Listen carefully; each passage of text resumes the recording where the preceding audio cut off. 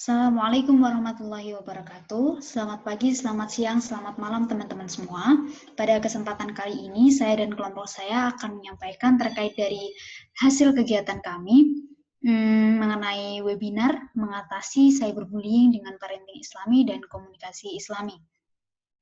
Anggota dari kelompok kami ada Elfrida Permatasari, Dava Zahra Haninda, saya Dea Abida Hanum, Angga Fortuna Widodo, kemudian Salma Rifki Akila Rahmadita. Latar belakang kegiatan kami adalah media sosial, internet, dan alat komunikasi elektronik sudah menjadi hal yang melekat dalam kehidupan kita, terutama dalam masa pandemi seperti ini, di mana kerja banyak dilakukan dari rumah, proses belajar mengajar dilakukan di rumah, dan proses interaksi banyak dilakukan dalam jarak jauh. Tentu saja kondisi ini sangat dimudahkan dengan adanya hal-hal di atas tadi. Namun dengan meningkatnya intensitas penggunaan internet di media sosial, semakin meningkat pula aktivitas yang dilakukan di sana, mulai dari hal-hal yang urgent, hal-hal yang berupa hiburan, bahkan meningkatkan kemungkinan adanya hal-hal atau kegiatan yang kurang bermanfaat, bahkan merugikan dalam media sosial. Bisa berupa postingan yang tidak begitu bermanfaat, hingga yang sekarang marak ditemui adalah cyberbullying atau perundungan dalam cyber. Cyberbullying sebagai problematika umat. Mengapa cyberbullying ini sebagai masalah? Cyberbullying atau perundungan di dunia maya adalah perundungan yang dilakukan dengan menggunakan teknologi digital. Menurut Think Before Text, cyberbullying merupakan perilaku agresif yang dilakukan suatu kelompok atau individu menggunakan media elektronik secara berulang dari waktu ke waktu terhadap seseorang yang dianggap tidak mudah melakukan perlawanan. Dalam hal ini terdapat perbedaan kekuatan antara perilaku pelaku dan korban. Kekuatan yang dimaksud di sini adalah pada fisik maupun mental.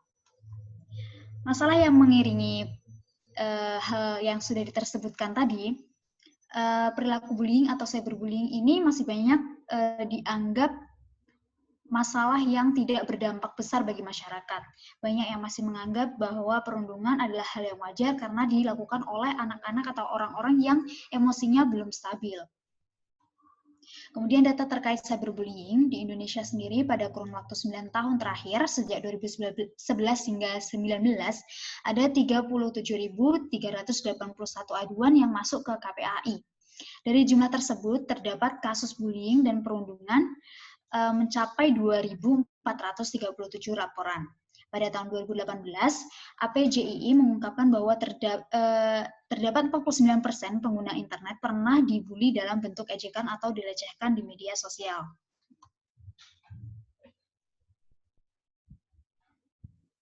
Selanjutnya, ada berbagai macam alternatif solusi yang kami temui.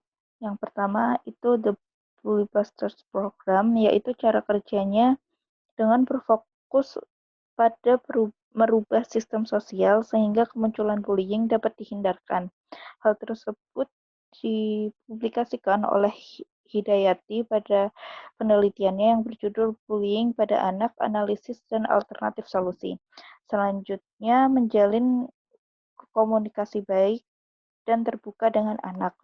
Cara kerjanya dengan berkomunikasi yang baik, maka anak akan merasa dihargai dan mendapatkan kasih sayang. Hal tersebut dipublikasikan oleh Astuti dalam yang berjudul Meredam Bullying, 3 Cara Efektif Meredam KPA, Kekerasan pada Anak. Selanjutnya ada solusi bullying dari Al-Quran. Cara kerjanya bagi pelaku terdapat beberapa ayat yang menjelaskan tata cara atau sikap yang perlu ditaati agar tidak terjerumus dalam perilaku atau kesalahan yang sama. Hal ini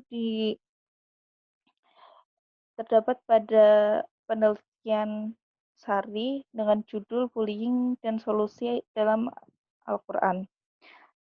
Next. The Bully Buster Program sendiri merupakan program yang berfokus pada perubahan sistem sosial sehingga kemunculan bullying dapat dihindarkan. Lingkungan sendiri menjadi sistem sosial yang sangat mempengaruhi individu dalam bertindak. Oleh karena itu, kami memilih The Bully Busters Program sebagai dengan parenting Islami dan komunikasi Islam sebagai fokus alternatif solusi. Next. Berikut merupakan gambaran kerja The Bully Busters Program, yaitu dengan mencegah dan merubah sistem sosial yang terdiri dari masyarakat, sekolah, dan keluarga.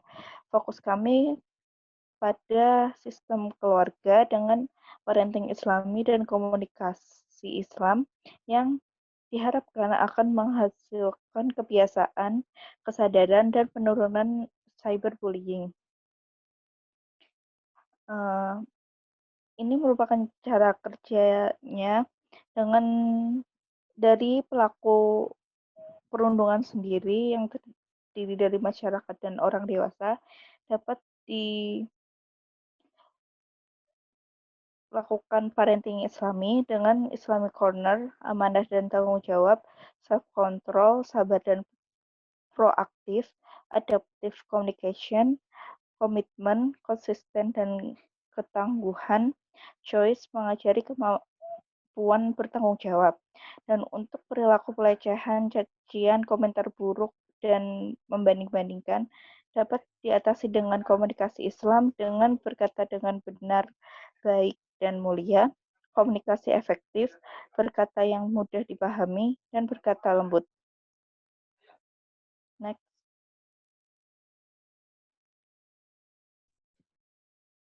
Penerapan metode dalam kegiatan kami yaitu alasan kami memilih parenting dan komunikasi sebagai solusi cyberbullying adalah karena pertama, keluarga termasuk lingkaran pertama yang mempengaruhi individu menurut teori bioekologi atau mikrosistem, dan pengasuhan menjadi salah satu poin penting di dalamnya. Yang kedua, komunikasi menjadi sarana bagaimana manusia berinteraksi dengan sesamanya, baik langsung maupun tidak langsung. Sementara, dalam kasus cyberbullying ini sangat erat dengan komunikasi.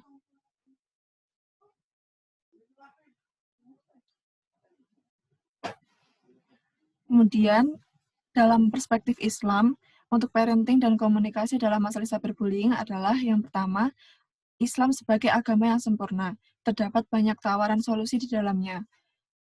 Menurut Quran Surat Al-Ma'idah ayat 3, pada hari ini telah aku sempurnakan untukmu agamamu, dan telah aku cukupkan kepadamu nikmatku, dan telah aku ridhoi Islam sebagai agama bagimu. Yang kedua, Al-Quran sebagai kitab suci agama Islam yang menjadi sumber utama banyak solusi. Berdasarkan Quran Surat An-Nahl ayat 89 yang artinya, dan kami turunkan kepadamu kitab Al-Quran untuk menjelaskan segala sesuatu. Metode yang kami pilih untuk seminar ini yaitu menggunakan daring atau online mengenai pengasuhan dan komunikasi Islam dengan menghadirkan pemateri kompeten dalam bidang tersebut. Dengan adanya seminar, diharapkan dapat membantu masyarakat untuk memahami dan mengubah pola pikir serta meningkatkan kepekaan terkait fenomena cyberbullying, sehingga dapat mengurangi dan menekan kasus cyberbullying. Makna tema kegiatan kami yaitu Think Twice Before Typing. Maksud dari tema ini adalah sebaiknya kita perlu berpikir 2 kali sebelum mengunggah sebuah tulisan atau komentar di media sosial yang digunakan. Pasalnya, terkadang apa yang kita ungkapkan dapat melukai perasaan orang lain saat kita tidak berhati-hati. Sasaran kegiatan kami yaitu kami menargetkan untuk masyarakat umum, meliputi orang tua, pelajar, mahasiswa, staf pendidik, dan pengguna sosial media yang berada di Indonesia. Kemudian tujuan kegiatan kami adalah untuk mengedukasi masyarakat supaya lebih mengerti tentang perilaku cyberbullying, sehingga masyarakat mampu mencegah dan meminimalisir angka cyberbullying.